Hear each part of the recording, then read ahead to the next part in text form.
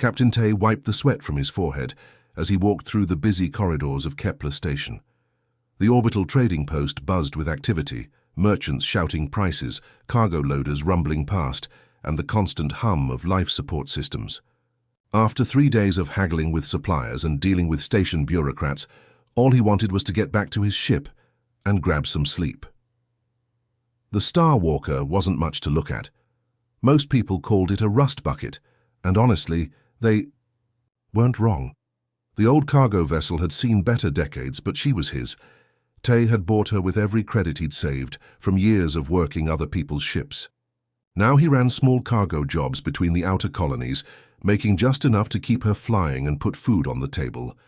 As he approached the docking bay, something felt off. The usual security lights were dimmed, and he couldn't hear the normal background hum of his ship's systems. Tay frowned and quickened his pace. Pirates had been active in this sector lately, and an unguarded cargo ship made an easy target. He pressed his palm against the airlock scanner, and the heavy door slid open with its familiar grinding sound. The cargo hold looked normal, containers stacked neatly, everything where he'd left it. But there was a faint blue glow coming from the direction of the bridge. Tay crept forward, his hand moving to the plasma cutter on his belt.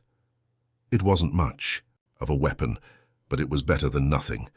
As he climbed the narrow stairs to the bridge, the blue glow grew brighter.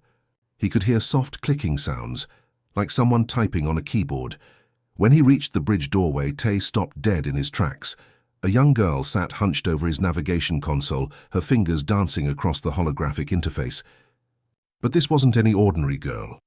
Her skin had a pale blue tint that seemed to shimmer in the console's light, and her long silver hair moved like liquid mercury, glowing faintly with its own inner light.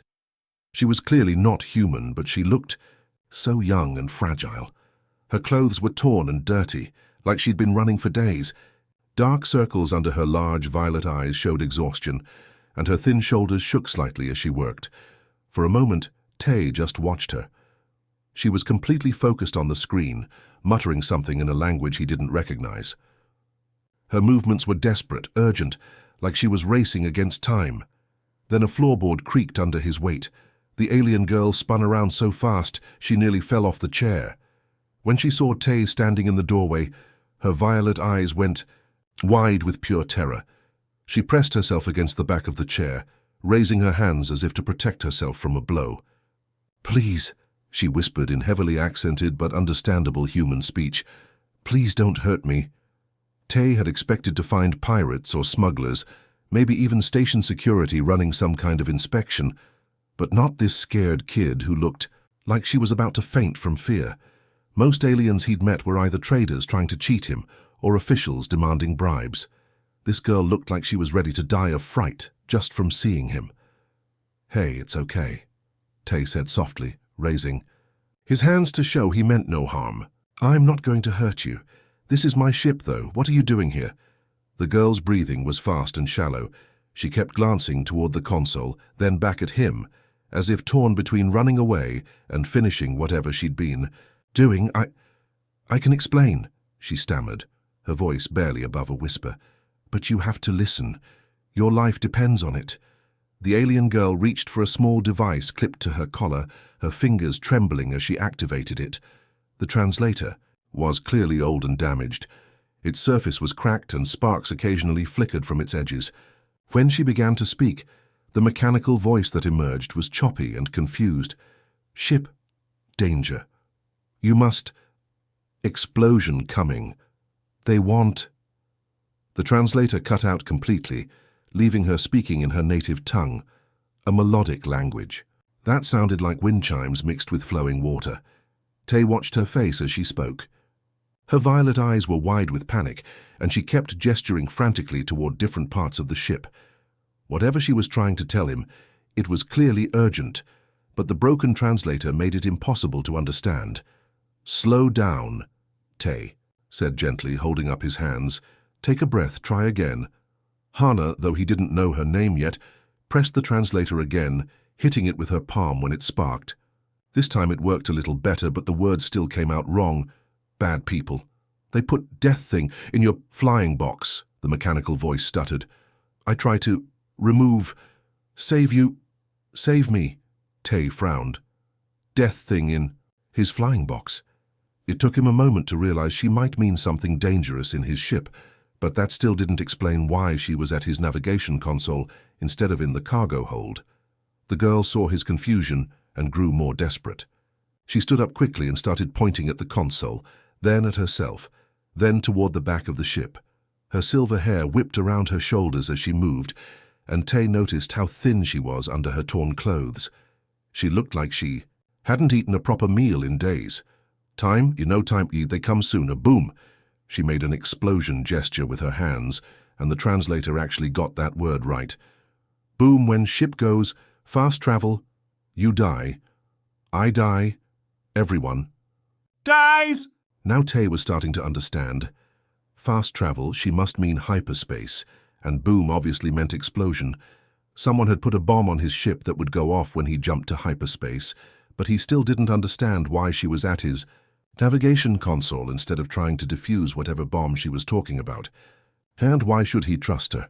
For all he knew, she was the one who planted it. Then he really looked at her hands. They weren't steady like a criminal's would be. They were shaking with genuine terror, not the nervousness of someone who'd been caught doing something wrong. Her whole body language screamed of someone who was trying to save a life, not take one. Computer, I need access to ship brain, she continued, slapping the translator again as it sparked. Remove bad code.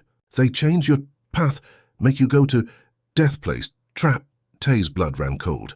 If what she was saying was true, someone hadn't just put a bomb on his ship. They'd also hacked his navigation system to send him somewhere specific, somewhere he could be easily destroyed. The girl collapsed back into the chair, exhausted from trying to communicate.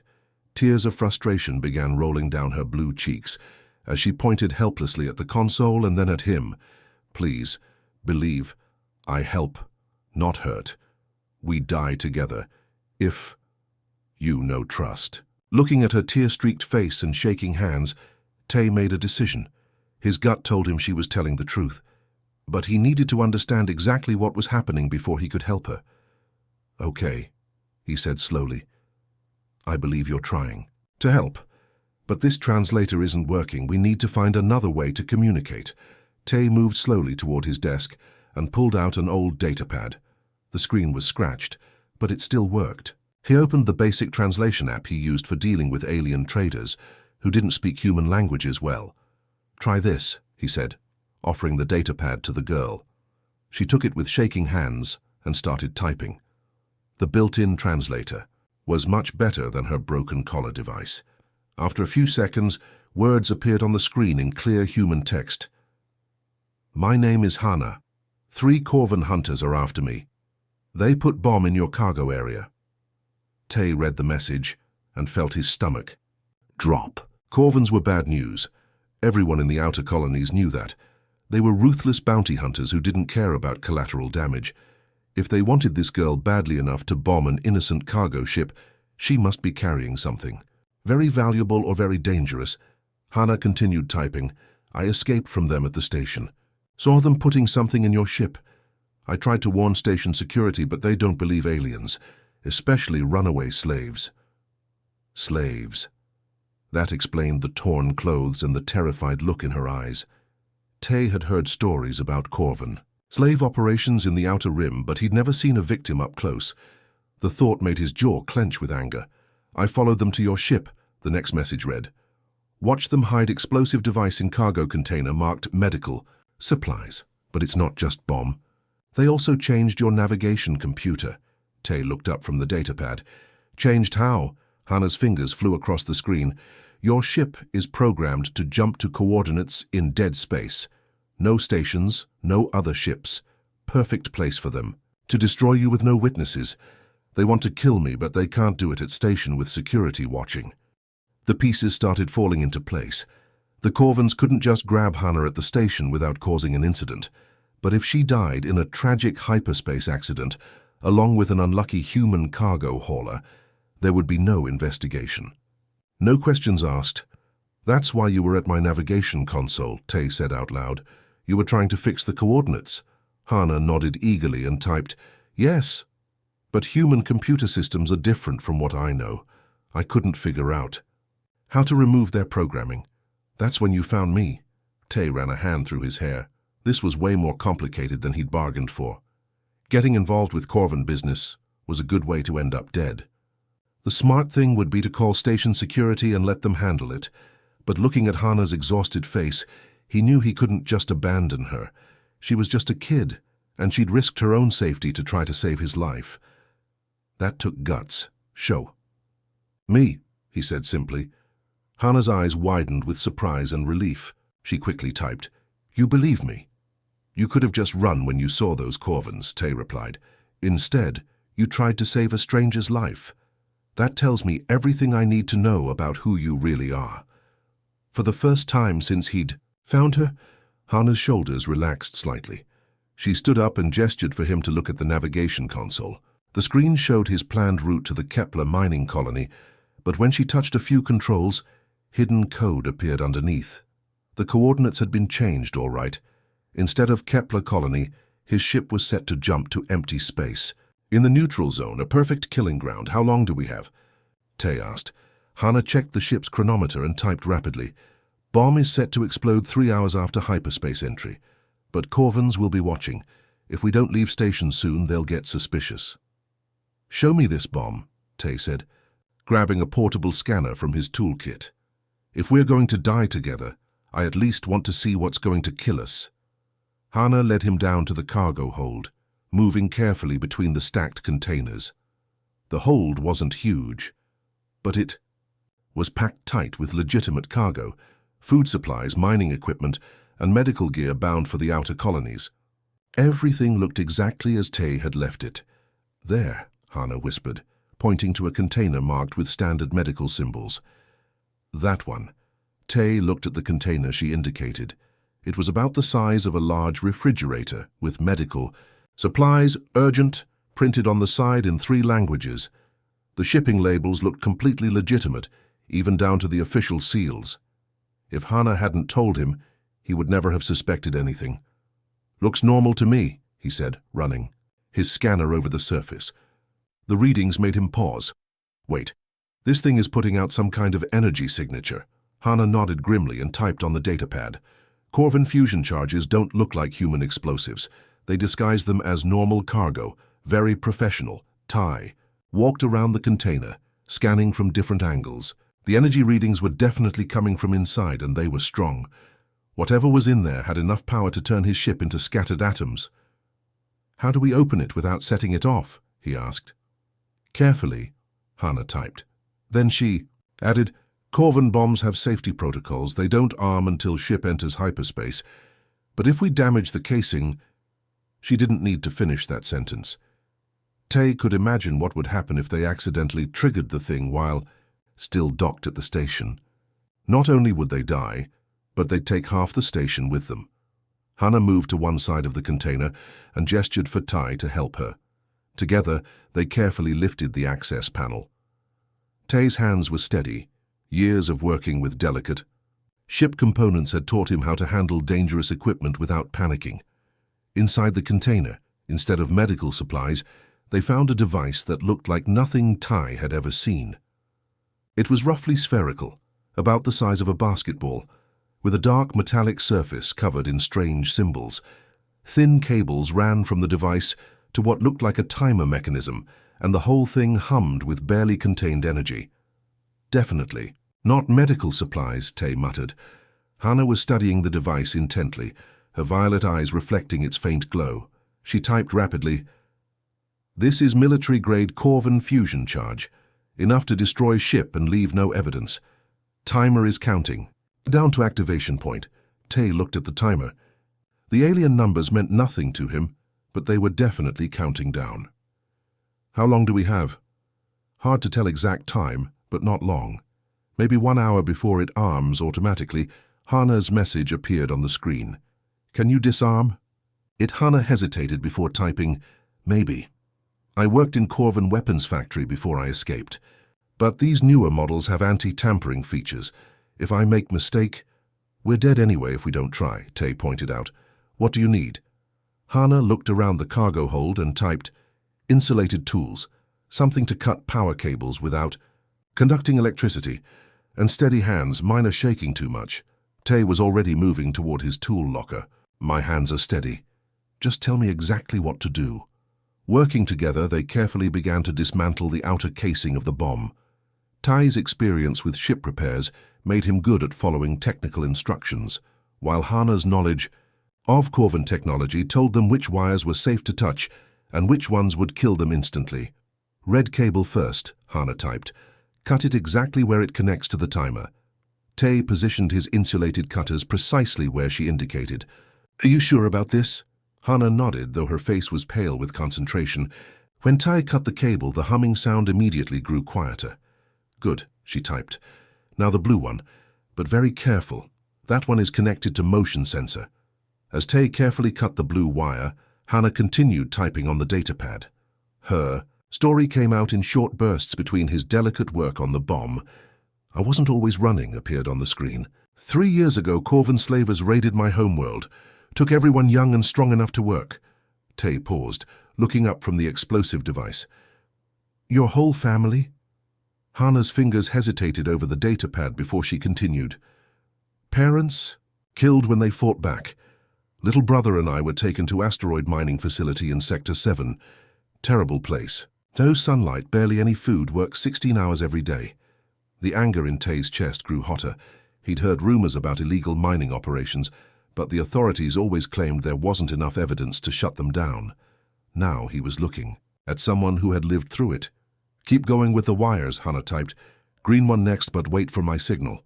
Tay positioned his cutters while she continued her story. They made us mine rare crystals for their weapons. Very dangerous work. Many slaves died from radiation poisoning. Guards didn't care, said we were replaceable. How did you escape? Tay asked, trying to keep his voice steady as he worked. 6 months ago, new slaves arrived. One was a former Galactic Council inspector named Cairo. He'd been investigating the mining operation when Corvans captured him. Hana paused her typing to point at a specific wire. Cut the green one now. Tay made the cut, and another system went quiet. The bomb was slowly becoming less dangerous, but it was still very much armed. Hana continued. Cairo had hidden files, proving Corvan crimes, not just slavery, weapons dealing, planet poisoning, murder of government officials, evidence that could destroy their entire organization. And you helped him escape? No, Hana typed sadly. Cairo died from radiation sickness before we could run, but he gave me his data chip, made me promise to get it to the Galactic Council. Tay understood now why the Corvans were so desperate to catch her. This wasn't just about one escaped slave. This was about protecting a criminal empire worth billions of credits. That's why they can't just kill you quickly, he said. They need to find that data chip first. Exactly, and they know I won't give it up willingly. Hana showed him a small crystalline device hanging on a chain around her neck. This contains proof of everything. Locations of hidden bases, names, of corrupt officials' financial records, enough to shut down their entire operation. Tay felt a chill run down his spine. And now they know I've seen you. I'm a witness. Hana's next message made his blood run cold. Corvans don't leave witnesses alive. Even if we escape this bomb, they'll hunt you forever now. I'm sorry I brought this danger to you. Don't apologize, Tay said firmly. You didn't choose this. They did when they decided to be monsters. He looked at the bomb's remaining wires. Only a few more cuts and it would be completely disarmed. But Hana was right. Even if they survived this, the Corvans wouldn't give up. They had the resources to chase them across the galaxy. There's something else, Hana typed. The Corvans have contacts everywhere. Station security, shipping authorities, even some military officials. That's why I couldn't get help before, too many people on their payroll. So we can't trust anyone in authority, Tay said. Not until we can get this evidence to someone clean. But Cairo told me about a Galactic Council judge named Yerim who's been trying to investigate the Corvans for years. She's honest, but she needs proof. Tay made the final cut, and the bomb went completely silent. The timer stopped counting down, and the energy readings on his scanner dropped to 0. Done, he said. But you're right about our bigger problem. Even with this thing disarmed, we're both targets now. Hana expected Tay to do what any rational person would do, drop her off at the nearest safe port and disappear before the Corvins could connect him to her escape. That's what she typed on the datapad. You should leave me here, find somewhere safe to hide. This isn't your fight. But Tay was already moving around his ship, checking systems and pulling equipment from storage. Lockers. Actually, I've got a better idea, he said. Instead of running, we're going hunting. Hana stared at him like he'd lost his mind. She frantically typed, You don't understand. These are Corvan hunters. They have military-grade ships, advanced weapons, years of training. We can't fight them. You're right, Tay agreed, pulling out what looked like a collection of scrap metal and spare parts. We can't fight them the way they expect us to fight, but that's exactly why we're going to win. He started connecting the spare parts to his ship's sensor array. The modifications looked completely random. Old mining equipment wired to communications gear, cargo scanners linked to the navigation system. To most aliens, it would look like the desperate tinkering of a primitive human who didn't understand proper technology. What are you doing? Hana typed. Building a trap, Tay explained, his hands working quickly with tools and cables. See, aliens like the Corvans think humans are backwards because our technology looks messy compared to theirs. But that's exactly what makes us dangerous. Hana watched in confusion as Tay continued his modifications. His movements were confident and precise, like he'd done this kind of improvised engineering many times before. Corvan ships are built for efficiency, Tay continued. Everything has a specific purpose, follows standard protocols, very predictable. But human ships? He gestured around his cramped, cluttered bridge. We build things that shouldn't work, but somehow do. Tay activated his navigation console and pulled up a star chart of the local system. There's an asteroid field about 6 hours from here, perfect place for a mechanical breakdown that forces us to drop out of hyperspace. Understanding began to dawn on Hana's face. She typed, You want them to follow us there? Exactly. We broadcast a distress signal, make it look like our ship is crippled and drifting. When they come to finish us off, they'll be flying right into our home field advantage. Tay showed her the modifications he'd made. The jury-rigged sensors could detect ships at much longer range than their specifications suggested. The mining equipment could generate electromagnetic pulses that would confuse advanced targeting systems. Even his old cargo manipulator arms had been rewired to serve as improvised weapons. This is crazy, Hana typed. Your ship is held together, with spare parts and hope. That's the point, Tay grinned. Corvans design their ships to fight other military vessels with predictable capabilities. They won't know how to handle a cargo hauler that's been turned into a flying junkyard of surprises. He started the pre-flight sequence, and Hana felt the ship's engines rumble to life. Besides, Tay added, humans have been winning fights against superior opponents for thousands of years. We're really good at being unpredictable when we need to be. Hana looked around the bridge with new eyes. What she'd first seen as primitive human technology, she now realized was something much more dangerous: adaptive creativity. While other species built ships according to rigid standards, humans built ships that could be anything they needed to be. So you're going to use their own confidence against them, she typed. Now you're getting it, Tay said as he guided the ship away from the station. They'll scan us, see an old cargo hauler, and assume we're helpless.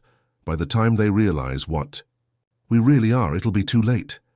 As they jumped to hyperspace, Hana felt something she hadn't experienced in years: hope. For the first time since her escape, she wasn't just running from the Corvans. She was about to fight back. The asteroid field looked like a graveyard of broken planets, massive rocks tumbling slowly through space, some as big as cities, others no larger than houses. Tay guided his ship deep into the maze of floating stone, using his modified sensors to map a path that would be nearly impossible for larger vessels to follow. Perfect, he muttered, settling the Starwalker into the shadow of a particularly large asteroid. Now for the performance of a lifetime. He activated the distress beacon and began broadcasting on all emergency frequencies. His voice was carefully crafted to sound desperate and panicked. Mayday, Mayday, this is cargo vessel Starwalker. We've suffered critical engine failure and are drifting in the Kepler asteroid field. Life support is failing. Any ship in range, please respond. Hannah watched nervously from the co-pilot's seat as Ty repeated the message. She typed on the datapad. What if they don't come? What if they realize it's a trap? They'll come, Ty said confidently. They can't risk letting you escape with that evidence, and Corvans are too arrogant to think a human cargo hauler could pose any real threat. 20 minutes later, their sensors picked up 3 ships dropping out of hyperspace at the edge of the asteroid field. The vessels were sleek and deadly-looking, Corvan hunter-killers designed for quick strikes and clean eliminations. There they are, Tay said, watching the sensor readings. Right on schedule. The lead Corvan ship hailed them with a cold, mechanical voice. Cargo vessel. Starwalker, this is Corvan Security Patrol. We're responding to your distress call. Prepare to be boarded for inspection. Tay smiled grimly and responded in character. Thank you. We're losing power fast. Our position is... He gave them coordinates that would force them to navigate through the densest part of the asteroid field. As the 3 hunter ships began moving carefully through the floating rocks, Tay activated his improvised systems.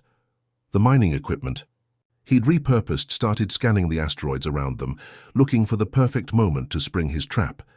They're moving in formation, Hannah observed, pointing at the tactical display. Very professional. Too professional, Tay corrected.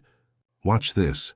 When the Corvan ships were halfway through the field, Tay triggered his first surprise.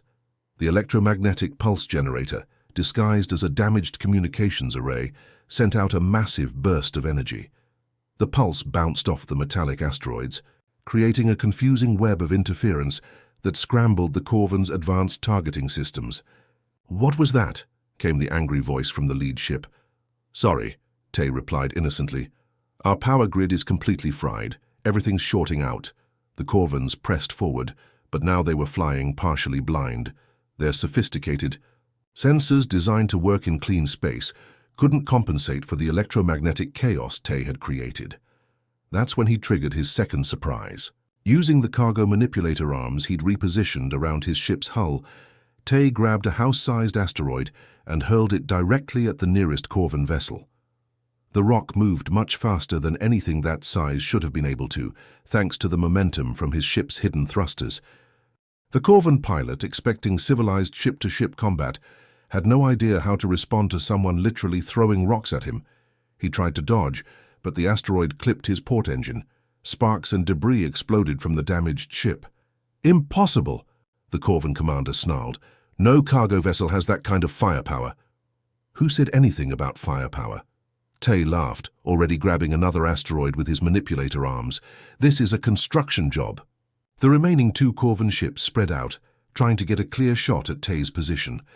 But every time they lined up an attack, another electromagnetic pulse would scramble their systems, or another flying rock would force them to take evasive action. Hannah watched in amazement as Tay turned the entire asteroid field into his weapon. He wasn't fighting like a trained pilot. He was fighting like a construction worker who happened to have access to very large tools. Your turn, Tay told her, gesturing toward a control panel he'd rigged up. Remember what you learned in that weapons factory. Time to give these Corvans a taste of their own medicine. With 2 Corvan ships disabled and the 3rd retreating, behind a large asteroid, Tay knew they had a small window of opportunity. The damaged vessels were still dangerous, but their communications arrays had been knocked offline by the electromagnetic pulses and flying debris. Now's our chance, he said, activating the long-range transmitter he'd been saving for this moment, while they can't call for backup or jam our signal. Hannah's hands shook as she connected her data chip to Ty's communication system. The small crystal device contained 3 years of carefully gathered evidence, work schedules showing impossible hours, medical records of slaves dying from radiation poisoning, financial transactions proving corruption throughout the Corvan. Organization. Are you sure Judge Yerim will receive this? She typed nervously on the datapad. My transmitter is built from salvaged military equipment, Tay explained, making final adjustments to the signal. It can punch through most jamming attempts and reach halfway across the galaxy. If she's anywhere in council space, she'll get this. The transmission began uploading, and Tay watched the progress bar crawl forward. Each percentage point represented hope for thousands of slaves still trapped in Corvan facilities, but it also meant more danger for him and Hannah. Once this evidence went public, The Corvins would stop at nothing to silence them. Incoming message, his communication system announced. Priority 1 Galactic Council frequency. Tay's eyes widened as he accepted the transmission. Her stern-faced alien woman appeared on his screen, Judge Yerim herself sitting in what looked like her private office, aboard a council ship. "This is Judge Yerim," she said in perfect human standard. "I've just received your evidence package, and I'm reviewing it now. The data appears authentic and extremely comprehensive." Hana's face lit up with the first real smile Tay had seen from her. She typed frantically, "Tell her about the hidden base locations. Coordinates are in file section 7. "Your Honor," Tay said, "the person who gathered this evidence is here with me. She says the hidden base coordinates are in section 7 of the files." Judge Yerim's expression grew darker as she accessed the files. "Incredible. We've been searching for these facilities for years. This evidence is enough to issue immediate arrest warrants for the entire Corvin leadership." Through his sensors, Tay could see the retreating Corvin ship trying to repair its communications array. They were running out of time before enemy reinforcements arrived. "Judge, we're currently under attack by Corvin hunters in the Kepler asteroid field," Tay reported. "They've been trying to prevent this evidence from reaching you." "Understood. I'm dispatching Council security vessels to your location immediately," Judge Yerim replied. "Can you maintain your position for 30 minutes? We'll figure something out," Tay said, glancing at his improvised weapon systems. What happened next surprised everyone, including Tay. Ships began dropping out of hyperspace around the asteroid field, not more Corvins, but vessels from a dozen different species. Traders, miners, even some pirates, who had been monitoring Council emergency frequencies. "This is Captain Kresh of the mining vessel Deep Digger," came a gruff voice over the radio. "We heard about the evidence you just transmitted. Some of us lost friends to Corvin slavers. We're here to make sure you live long enough to testify." More voices joined in. Trader Swift Current standing by to assist. Salvage ship Lucky Strike moving to intercept Corvin vessels. "This is the independent freighter Stardancer. We've got your back, human." Hana stared at the tactical display in amazement as nearly 20 ships formed a protective barrier around their position. She typed, "I don't understand. Why are they helping strangers?" Tay smiled as he watched the Corvin ships retreating in the face of overwhelming odds. "Because that's what people do when they see injustice. It doesn't matter if we're different species. Slavery is wrong, and everyone knows it." Within minutes, Council security arrived with Judge Yerim aboard the lead vessel. The remaining Corvin ships surrendered without a fight, outnumbered and outgunned by the impromptu fleet that had assembled to protect two strangers seeking justice. As Tay watched the Corvins being taken into custody, he felt a deep satisfaction. They'd done more than just escape. They'd struck a blow for every slave still suffering in the hidden facilities. 3 days after the Corvin arrests, Tay found himself sitting in Judge Yerim's office aboard the Council ship Justice Eternal. The formal debriefing was over. The evidence had been verified and warrants were being issued across the galaxy. But now came the hard question. What happened next? "The Council is prepared to offer you both full witness protection," Judge Yerim explained, sliding 2 official documents across her desk. "New identities, safe relocation to a protected world, financial support for the rest of your lives." Hana picked up her document and read it carefully. After 3 years of slavery and months of running, the promise of safety and anonymity was incredibly tempting. She could disappear completely, live a quiet life where no one would ever threaten her again. But Tay surprised her by pushing his document back across the desk without even opening it. "Thanks, but no," he said simply. Judge Yerim raised an eyebrow.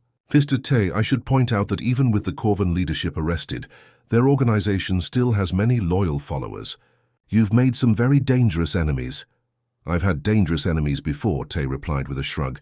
"Goes with the territory when you haul cargo to the frontier worlds. The difference is now I know I'm making those enemies for the right reasons." Hana stared at him in confusion. She typed on her datapad, "You're turning down safety? Why?" Tay leaned back in his chair and looked directly at her. "Because witness protection means hiding. And I'm tired of hiding from bullies." He gestured toward the viewport, where stars stretched endlessly in all directions. There are still Corvan facilities out there, still people who need help. The Council is great at investigating and prosecuting, but they're not so good at reaching the places where bad things happen. What are you suggesting? Judge Yerim asked, though her tone suggested she already knew. I'm suggesting that maybe the galaxy needs a cargo hauler who's not afraid to stick his nose where it doesn't belong, Tay said.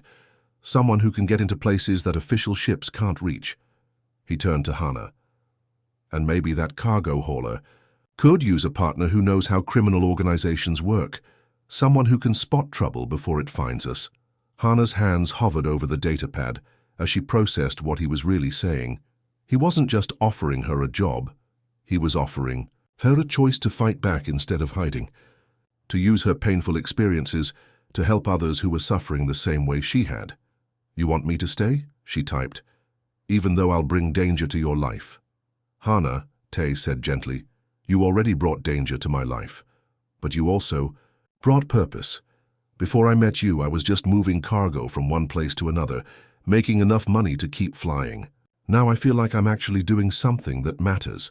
Judge Yerim watched their exchange with interest. The Council can't officially endorse vigilante activities, she said carefully, but we also can't be everywhere at once. If certain independent operators happen to report suspicious activities they encountered during their completely legal cargo runs, we'd be happy to file reports, Tay said with a straight face. Very detailed reports. Hana looked at the witness protection document in her hands, then at Tay's earnest face, then at the stars outside the viewport. For 3 years she'd dreamed of safety and peace, but sitting here now she realized that what she really wanted was something else entirely, the chance to make sure no one else went through what she had endured. She deleted the message she'd been typing and wrote a new one. When do we leave, partner?